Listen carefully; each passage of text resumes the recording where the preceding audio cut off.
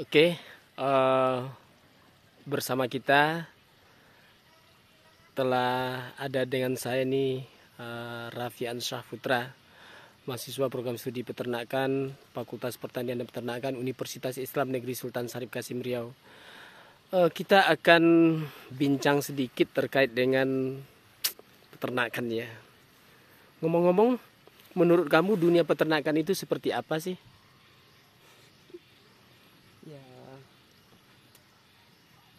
dunia peternakan tuh luas, nggak hanya mencakup ternak itu sendiri, tapi juga kebutuhan lahan untuk pakan. Kebutuhan lahan untuk pakan. Oke, ini menarik ini. Ada apa sih dengan lahan? Lahan untuk pakan. Berarti di sana ada lahan dan ada pakan. Bisa nggak diberikan sedikit keterangan gitu?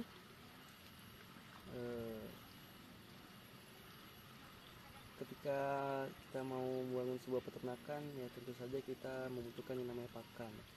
Nah, pakan itu juga harus ada punya lahan untuk tempat medianya, Pak. Nah, jadi pakan itu memerlukan media yang luas, dikarenakan kebutuhan pakan ternak itu sangat banyak, Pak. Tergantung juga tingkat populasi yang dimiliki oleh peternak tersebut, Pak. Oke. Mungkin barangkali seperti ini, saudara sekalian. Ini adalah padang rumput yang dipunyai oleh BPTU ya. BPTU HPT Padang Mengatas, tepatnya berada di Sumatera Barat. Nah, ini mungkin barangkali yang dimaksud oleh saudara Raffi Ansyah Putra, kita bisa perhatikan di sini. Ya. Kita lanjut. Nah, selanjutnya ketika kita ingin memulai suatu usaha peternakan, apa sih yang perlu kita siapkan sedini mungkin? Terutama tempatnya ya, Pak. Nah, tergantung juga kita mau usaha ternak apa ini, unggas atau ruminansia. Nah, kedua-duanya itu juga butuhkan tempat sebagai kandangnya, Pak. Nah, kandangnya itu kan harus ada persyaratan teknis tertentunya gitu, Pak. Dia harus jauh dari perumahan, dan juga banyaklah persyaratan teknisnya, Pak. Setelah itu, setelah kandang terpenuhi, kita perlu memanage pakan.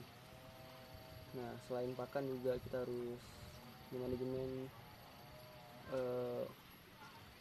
program dari peternakan itu sendiri, Pak, supaya dia lancar dari tahap pembibitan sampai pemanen, Pak. Oke, baik.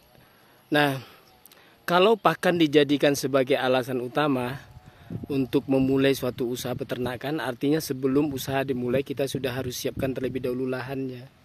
Begitu ya. Nah, bagaimana menurut kamu kalau beternak hanya mengandalkan rumput lapang saja, dan kemudian mungkin barangkali untuk memanfaatkan limbah-limbah yang tersedia di sekitar lokasi peternakan? Apa yang bisa kamu sampaikan? Sebenarnya kalau untuk ternak ruminansia ya khususnya, Pak. Nah, sebenarnya tuh kita beri rumput biasa saja itu sudah memenuhi. Nah, cuman kan lebih bagus kita kasih yang lebih baik gitu, Pak, kualitas pakannya. Nah, kita juga bisa memanfaatkan limbah-limbah pakan tersebut, Pak. Kita bisa membuat silase dari bahan-bahan yang sudah tidak terpakai lagi, Pak.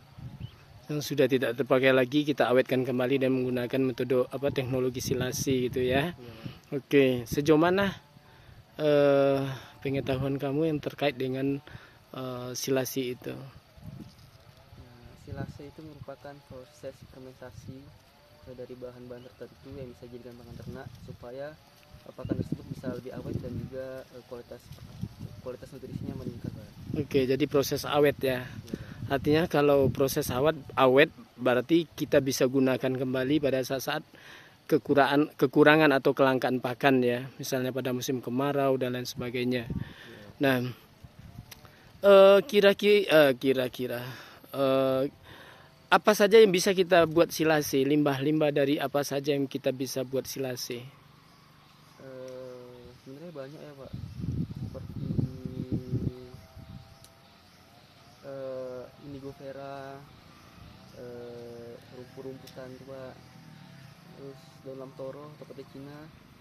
Nah itu bisa Pak. Terus ada juga saya ada baca ya sedikit, bahkan daun sawi itu juga bisa Pak dijadikan apa dibuat silase ya. Oke, bagus. Oke. Nah,